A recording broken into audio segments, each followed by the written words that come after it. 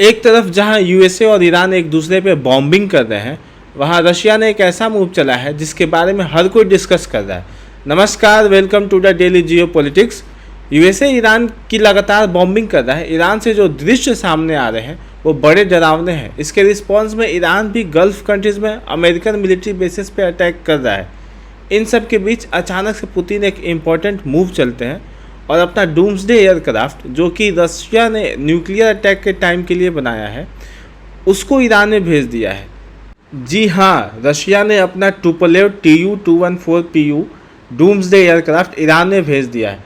Doomsday aircraft अपने आप में चलता फिरता एक कमांड सेंटर है। यह एयरक्राफ्ट रशिया ने इस माइंडसेट के साथ बनाया था कि इनकेस सपोज करो यूएसए रशिया पर न्यूक्लियर अटैक कर देता है, रशिया ऑलमोस्ट डिस्ट्रॉय हो जाएगा, बट इन केस कोई इंपॉर्टेंट लीडर जैसे पुतिन या पुतिन का कोई क्लोज एलाई बच जाता है, तो वो इस डूम्सडे एयरक्राफ्ट में से रशिया की बची हुई आबादी या मिलिट्री को कमांड देगा कि आगे क्या करना है, कैसे प्रोसीड करना है। बेसिकली वो रशिया की सरकार चला सकता है, वो भी हवा में उड़ते हुए।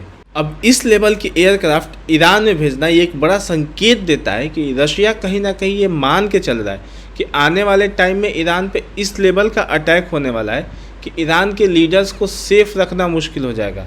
मैं ये तो नहीं कहूँगा कि न्यूक्लियर अटैक होगा, बट इजराइल डेफिनेटली बहुत बड़ा अटैक करने वाला है ईरान पे।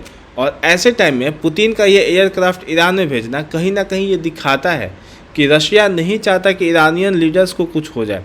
वो ईरान की पूरी मदद कर रहा है। रिसेंटली ट्रंप ने भी कहा था कि वो ईरान की हेवी बॉम्बिंग करेंगे और हॉर्मुज को कब्जा कर लेंगे, और जो भी शिप्स वहाँ से गुजरेंगी उस पर 20% टैक्स लगेगा। आप ये छोटी सी क्लिप देखिए। And we're gonna keep the strait, and we'll probably run it. We'll become the guardian of the strait. Maybe we'll call it the guardian angel of the strait.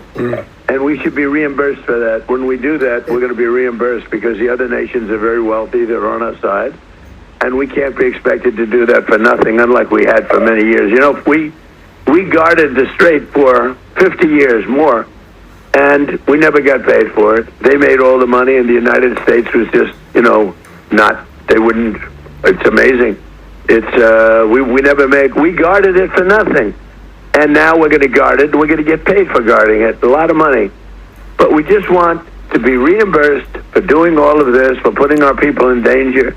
But we're really not putting people. We're really saving people. अब मुझे पता नहीं Trump ये सब क्या और क्यों बोल रहे हैं। ईरान वॉर में ट्रंप इतने बुरे फंस चुके हैं कि वो चाह के भी निकल नहीं पा रहे। ऐसे में मुझे लगता है कि वो बस अमेरिकन्स को ये यकीन दिलाना चाह रहे हैं कि ईरान वॉर से यूएसए को फ़ायदा होने वाला है।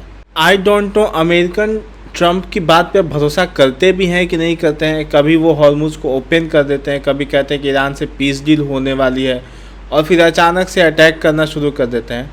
ट्रंप का पता नहीं, बट नेतन्याहू डेफिनेटली एक बड़ा अटैक प्लान कर रहे हैं, third wave of attack on Iran. और ऐसे में अभी के लिए रशिया बस इतना इंश्योर कर रहा है कि ईरानियन लीडर्स सेफ रहें। जिस डायरेक्शन में ये वॉर जा रही है, लग रहा है कि वैसे इवेंचुअली अपने सोल्जर्स उतारेगा ईरान में। तब देखना होगा कि क्या रशिया और चाइना किसी तरीके से हेल्प करते हैं ईरान की। आप कमेंट सेक्शन में अपना ओपिनियन बताना, मैं जानना चाहूँगा आप सब क्या सोचते हो। Thank you for listening. जय हिंद, जय भारत।